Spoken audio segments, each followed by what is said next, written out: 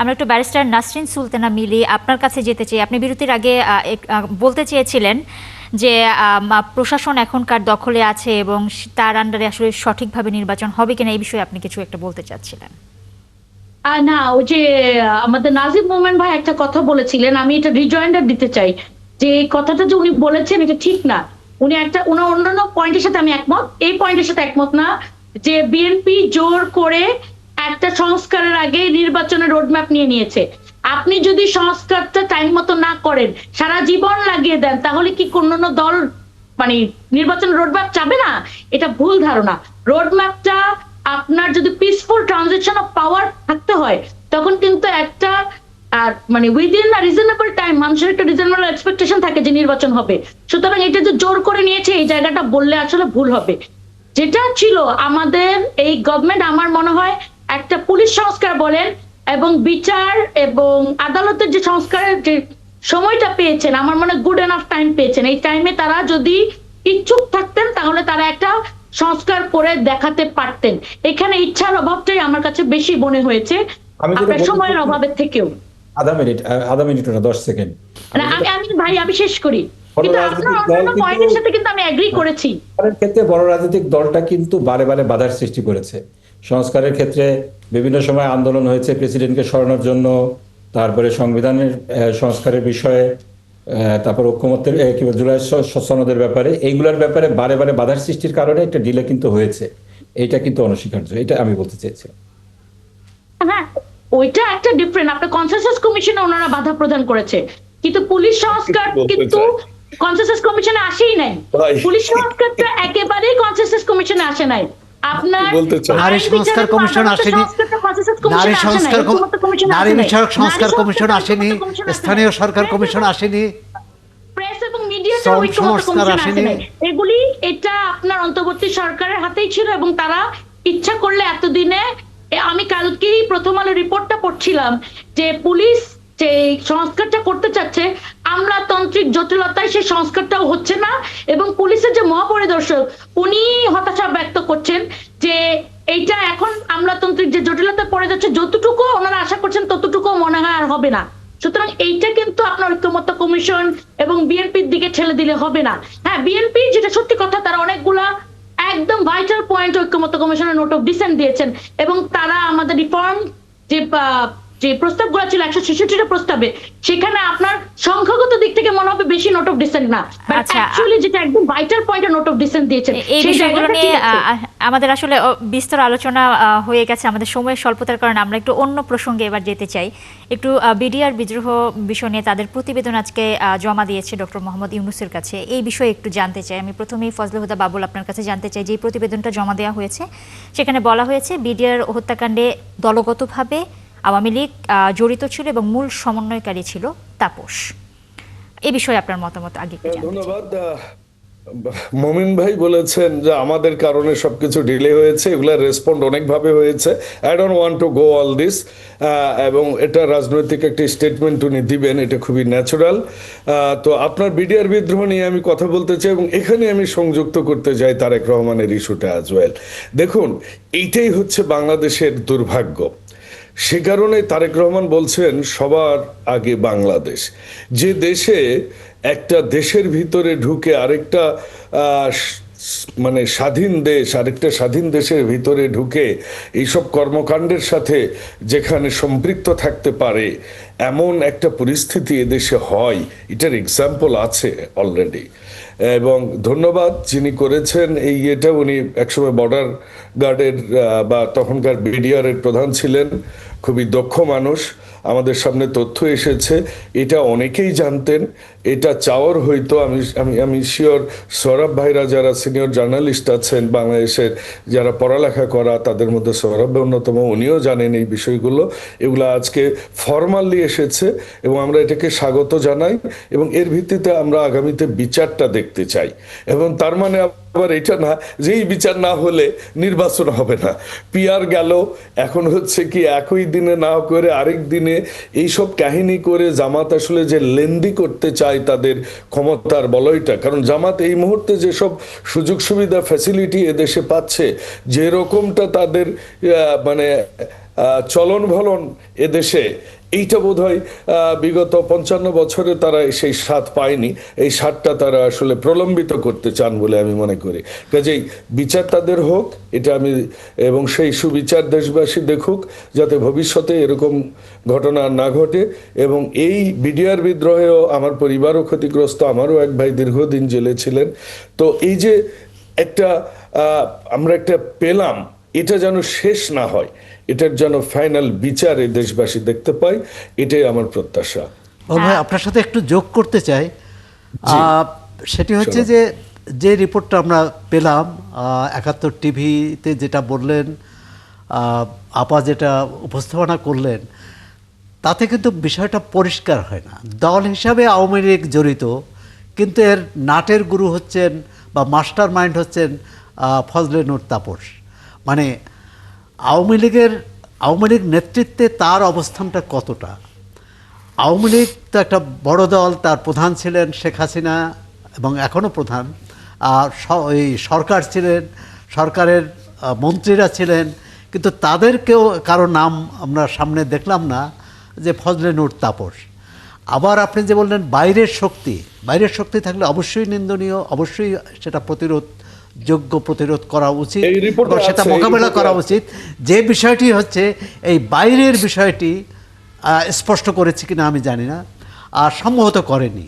কারণ এর আগে 21 আগস্ট গ্রেনেড হামলা নিয়ে যে বিচার বিভাগীয় কমিশন হয়েছিল, জয়নাল আবেদীন কমিশন, 1 সদস্য বিশিষ্ট, সেখানেও বাইরের কথা বলা হয়েছিল, যে বাইরে থেকে, এবং সেখানে ইঙ্গিত দেওয়া হয়েছিল যে দেশটি 71-এ বাংলা মুক্তিযুদ্ধে সহায়তা করেছে সেই দেশটি এই ঘাতকদের পাঠিয়েছে বা তাদের প্ররোচনাই হয়েছে। এখন সেই রিপোর্ট কি বিশ্বাসযোগ্য হয়েছে? তা আমরা এমন রিপোর্ট চাই, এমন প্রতিবেদন চাই, এমন তদন্ত চাই যেটি সময়ের পরীক্ষায় উত্তীর্ণ হবে। সেই জয়নাল আবেদীন কমিশনের রিপোর্ট কিন্তু উত্তীর্ণ হয়নি। কারণ আজকে যে ফজলুর রহমান কমিশন যে রিপোর্ট দিলেন, সেটি 20 বছর পর দেখা যাবে যে সেটি উত্তীর্ণ হয় কি হয় না।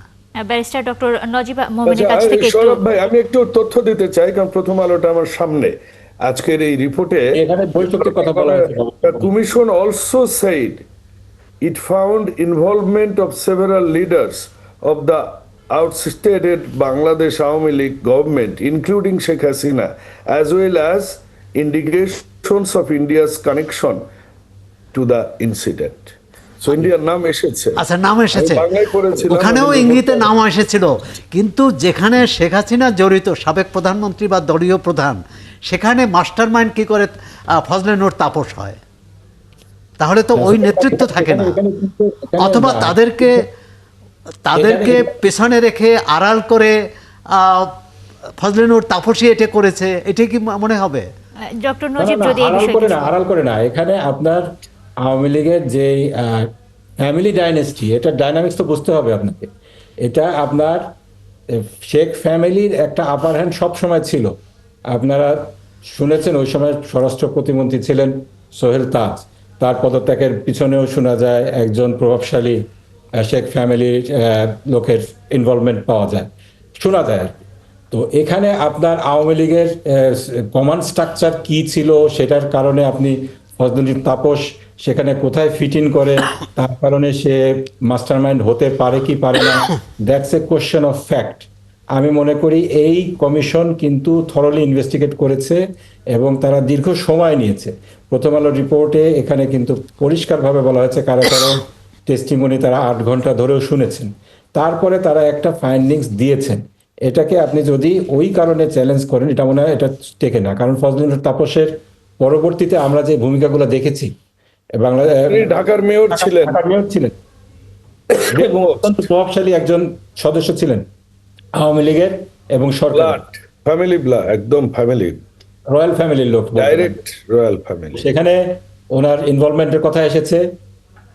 এইগুলা কথাগুলো চ্যালেঞ্জ করছি না, আমি প্রশ্ন রাখছি যে আমাদের যে তদন্ত কমিশন, তদন্ত তার পরিণতিটা কি হয়, আমরা সেটা জানতে চাই। এর আগেও তো বর্তমান যে স্বরাষ্ট্র উপদেষ্টা, তার নেতৃত্বে কিন্তু একটি কমিটি হয়েছিল।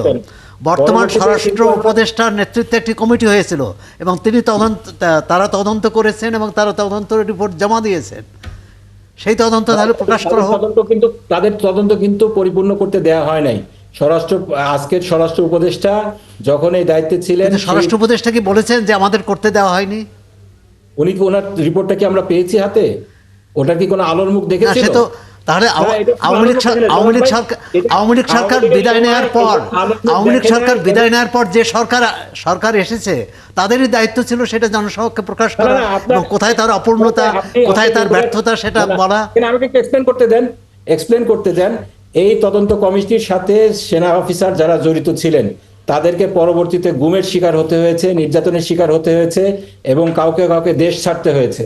সেই অফিসাররা এই গভর্নমেন্টের, এই ফ্যাসিবাদী সরকারের পতনের পরে বিভিন্ন সময় সাক্ষাৎকার দিয়েছেন, বিডিআর বিদ্রোহ নিয়ে তারা কথা বলেছেন।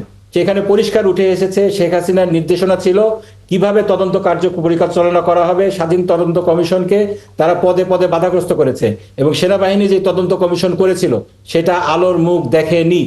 যার পরবর্তীতে যে বিচার করা হয়েছে সেখানে বিচারের নামে কি ধরনের প্রহসন হয়েছে, বিভিন্ন বিডিআরের জওয়ানদেরকে বিনা বিচারে কিভাবে হত্যা করা হয়েছে কারা অভ্যন্তরে রিমান্ডে নিয়ে, এইগুলা আসলে বিচারের নামে যে বিচারের বাণিজ্যে নিভৃতে কেঁদেছে গত 16 বছর, তার জ্বলন্ত উদাহরণ।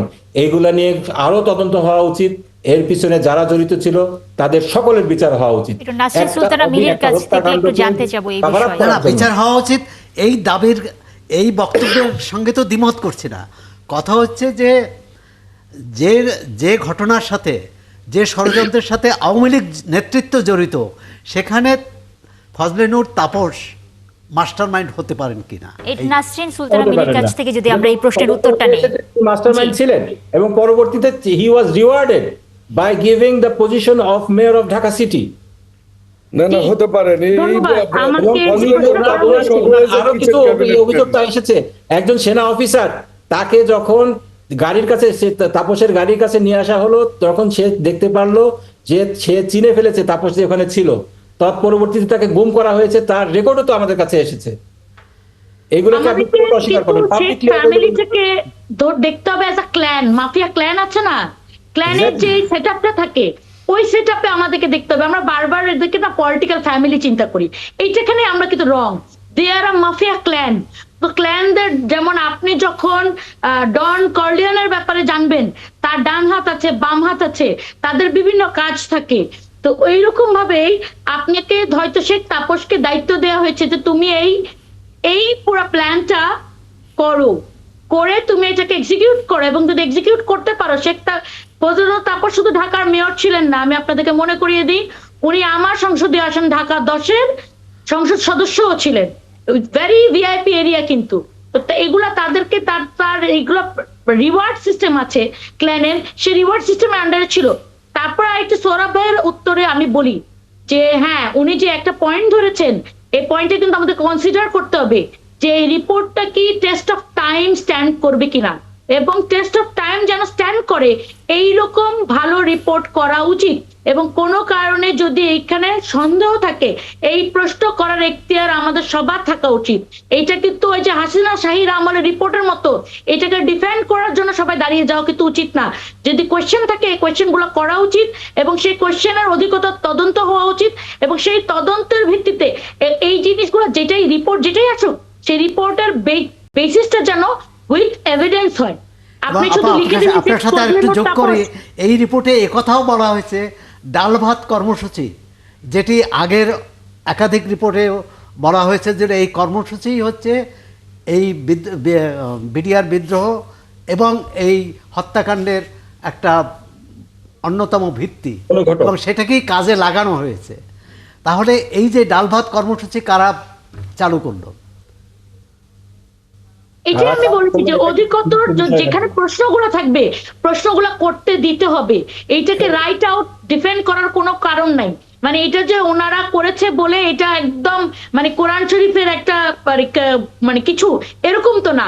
এইটা রিপোর্টে যদি ভুল থাকে, আমাদের যদি কোনো লুপহোলস আমরা দেখতে পাই, we must question it and we must make sure. আমাদের আসলে এই আলোচনাটা এখানেই শেষ করতে হচ্ছে। আপনাদের তিনজনকে আমাদের একটু ধন্যবাদ দিতে হবে, কারণ সময় আসলে একেবারেই শেষ। আবারও হয়তো আপনাদের সাথে আমাদের আলোচনার সুযোগ থাকবে পরবর্তীতে। অনেক ধন্যবাদ আপনাদের তিনজনকে আমাদের সাথে যুক্ত থাকার জন্য।